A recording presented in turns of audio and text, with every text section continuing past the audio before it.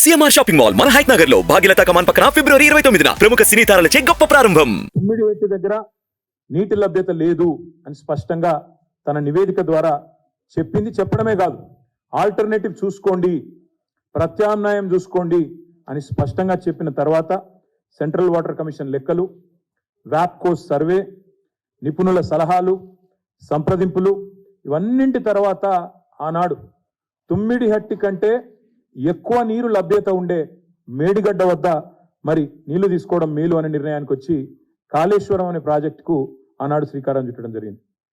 అనేక సార్లు, ఒకసారి కాదు అనేక సార్లు పక్క రాష్ట్రంలో బీజేపీ గవర్నమెంట్ ఉన్నా, వారితో రాజకీయంగా వైరుధ్యం ఉన్నా అనేక సార్లు అక్కడికి పోయి మేడిగడ్డ దగ్గర మేము కట్టుకోబోతా ఉన్నాం. మరి ప్రాణహిత, గోదావరి మొత్తం అంతా కూడా అక్కడ అద్భుతమైన నీటి లభ్యత ఉన్న ప్రాంతంలో కట్టడం వల్ల మాకు లాభం జరుగుతుంది, మా రాష్ట్రానికి, అదేవిధంగా మీకు కూడా ఇబ్బంది తప్పుతుందని చెప్పి వారిని ఒప్పించి అంతర్రాష్ట్ర ఒప్పందం కూడా చేసుకొని మరి ఒక డిప్లొమసీ చూపెట్టి, ఒక వాటర్ డిప్లొమసీ అనే కొత్త ఆలోచన విధానాన్ని కూడా శ్రీకారం చుట్టి గోదావరి పైన బరాజుల నిర్మాణం చేయడం జరిగింది.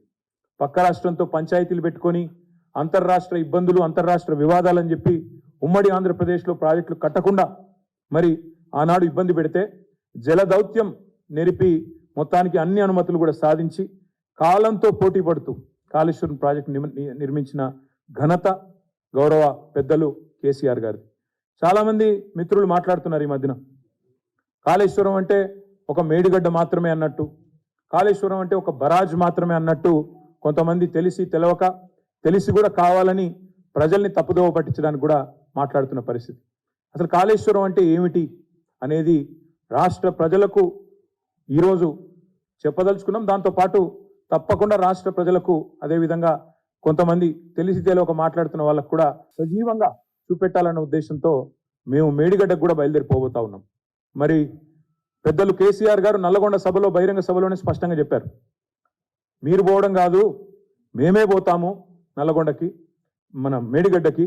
మేడిగడ్డ మాత్రమే కాదు, అన్నారం పోతాము, సుందిల్ల పోతాము, మొత్తం కాళేశ్వరంలోని కాళేశ్వరం ప్రాజెక్టు యొక్క సమగ్ర స్వరూపాన్ని ప్రజలకు అర్థమయ్యేటట్టు వాళ్లకు సజీవంగా చూపెడతాము అనే మాట కూడా ఈ సందర్భంగా నేను విజ్ఞప్తి చేస్తా ఉన్నా.